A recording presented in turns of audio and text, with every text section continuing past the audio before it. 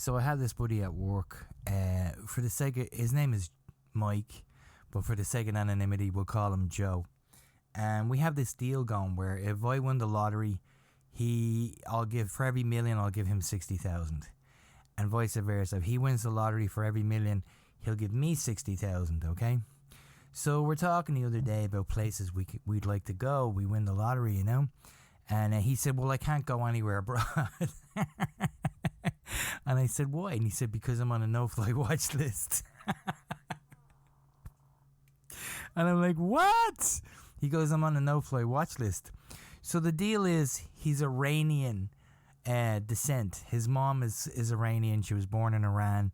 And he was born in America. So his mom, for some strange reason, decided to go to Iran, but to only get a one-way ticket. Which is kind of like a big red flag, okay? She was going on a holiday, but she just got a one-way ticket. So she also, if you stay more than 30 days, you're supposed to contact the State Department. She didn't. She stayed for like 4 months. And she didn't call anybody and just came back, okay? Mysteriously. So that automatically put the whole family on a no-fly watch list. The whole family are in a no-fly watch list. And he says, if I want to get off, I've got to do an exam that's held by the government. It's called the I'm Not a Terrorist Anymore, Y'all exam. That's actually the name of it, he said. I'm not a terrorist anymore, y'all. So he said I had to do it, you know, in order to get the moratorium lifted from his passport, and so that he can fly abroad, you know, in case he wins the lottery. Anyway, I got home to tell my wife, you know, hey, you know, I got this deal going with my buddy at work. If I win the lottery, I'll give him 60,000 for every million and blah, blah, blah. And she said to me, my wife said to me this. She said, you are not giving anybody any fucking money if we win the lottery, okay? Especially since I don't know who they are. So I'm like, wow, well, we have a deal. She goes, no, I'm telling you now, the foot is coming down. You're not giving anybody any money if you win the lottery. So I go back and I tell my buddy Al, Joe, I tell my buddy Joe, hey, my wife says that I can't give you any money because she doesn't know you and she just doesn't feel comfortable with it. He said, you know what, buddy? That's okay.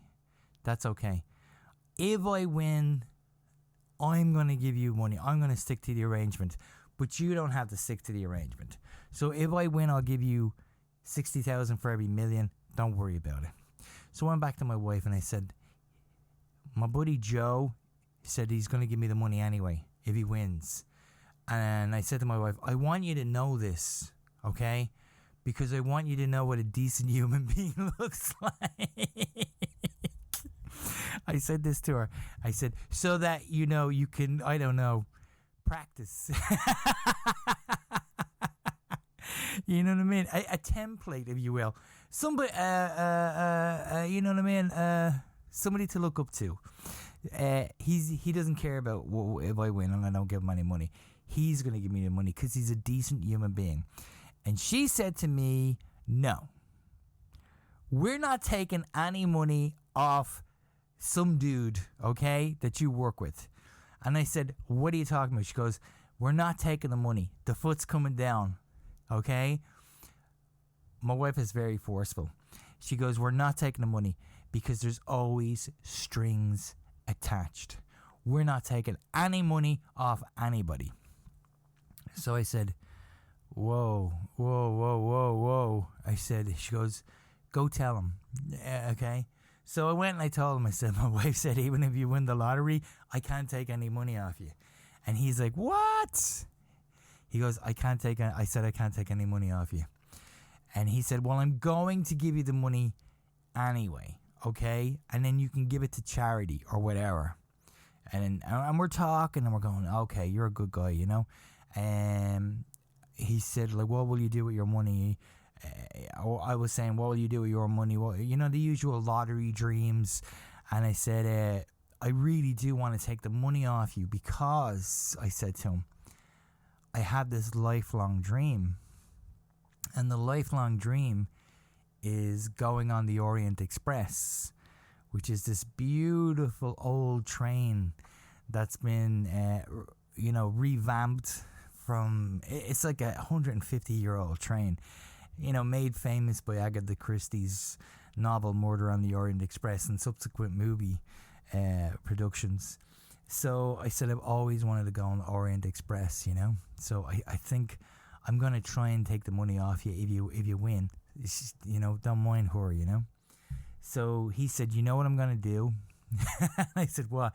He goes, I'm gonna take you on the Orient Express. And I'm like, what? He goes, if I win 3 million, I'm gonna give you the 180,000, but separate from the 180,000, I'm gonna take you. Me and you are gonna go on the Orient Express together. What are the journeys? One of them is London to Venice through Paris. He goes, I'm going to pay for that and pay for everything. You can keep the 180,000, pay your house off, whatever, but I'm going to take you on the Orient Express. So I went back to my wife and I said, he's just going to give me the money anyway, and I'm taking it. My foot's coming down, okay, if he gives me the money. And to boot, my buddy said, if he wins, because I told him about my dream of going on the Orient Express. Joe said if he wins, he's gonna take me on the Orient Express for a 3-night journey. And my wife went, aha!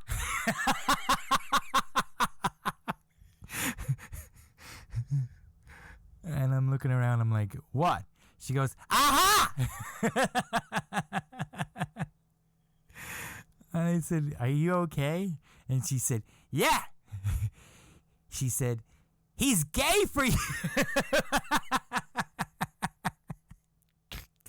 I'm like, what the fuck are you talking about? She goes, he's gay for you. I told you there were strings attached, she said. I knew there were strings attached. Your buddy at work, Joe, is fucking gay for you. I'm like, no, he's not. Yes, he is. He wants to take you on a 3-night journey on the Orient Express. So I'm like, I just brushed her away, and I started to think about it, and the more I thought about it, man, the more uncomfortable it kind of made me feel. And I'm thinking, this does sound kind of gay.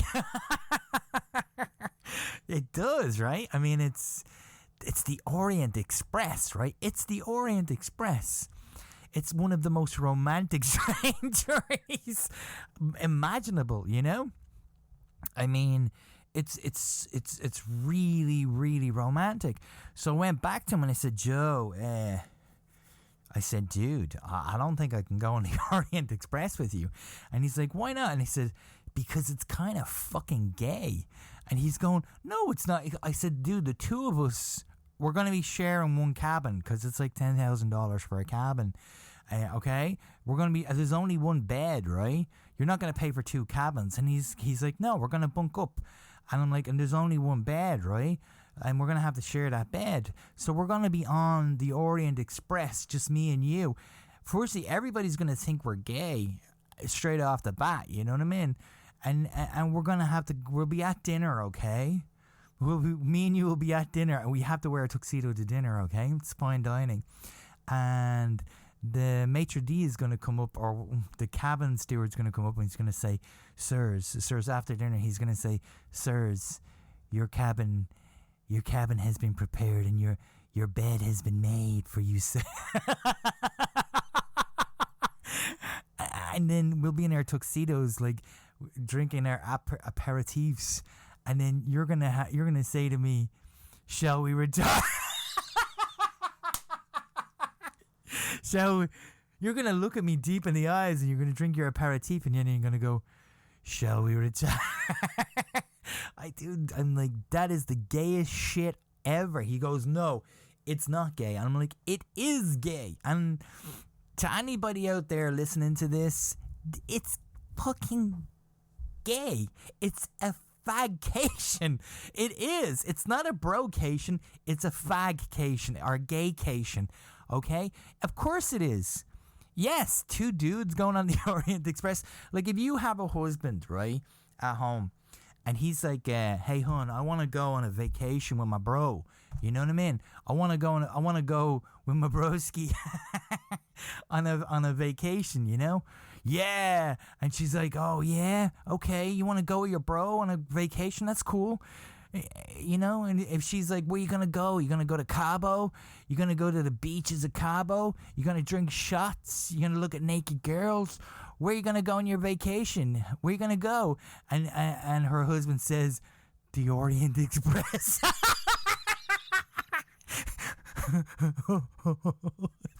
It's a 3-night journey through Europe, okay? She's going to assume you're gay. I'm sorry, and there's nothing wrong with that. But if somebody's husband says I'm going on a brocation and I'm going on the Orient Express with my buddy for 3 days, if you say that, if you even go on the Orient Express with your male buddy for 3 days, I'm telling you now, somebody's getting their dicks. And there's nothing wrong with that. I'm not homophobic. I'm very open to the idea of people with different lifestyles. But it's true. So I said, man, I am not going on the Orient Express with you. I said to my buddy Joe, and he said, why not? I said, because you're going to try and fuck me. You know what I mean? Let's be honest with you. You know what I mean? Let's get down to brass tacks. Who wants to go on a fucking... You know, it's going to happen. So...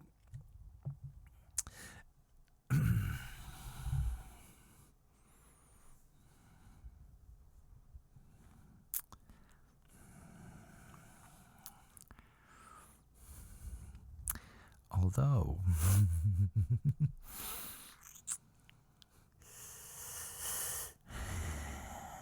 it's a free vacation on the Orient Express. It's a lifelong dream, you know? I mean, it makes you wonder, right? It makes you wonder. The Orient Express, it's like too good an opportunity to pass up. So I told my wife anyway, just to end the story, you know. I told her, I said it doesn't matter anyway. I told him I'm not going on the Orient Express, you know what I mean? I'm not going on the Orient Express, but I'd like to go, you know what I mean? But we're still taking the money, you know what I mean? And then I told her the story that he told me about his mom triggering. I said, we're taking the money.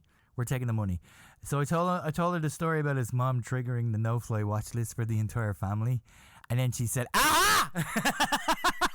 My wife's like, "What the?" I said, she goes, "We are not taking any money," and I'm like, "Why?" I said, "Dude, if he wins like 3 million, that's 180,000. You're not going to take that?" She goes, "We are not taking any money off this guy," and I said, "Why not?" She said, "Because we don't take money from terrorists." And I'm like, he's not a terrorist. He's on a no-fly watch list. And I said, yeah. And he said, well, the government deems him a danger. So she goes, go and tell your buddy that we are not taking a single penny off him. Because we as a family do not take money from terrorist organizations. So I went and told him. And he was it kind of pissed him off, you know. But it's true. I mean, I can't take money from a terrorist.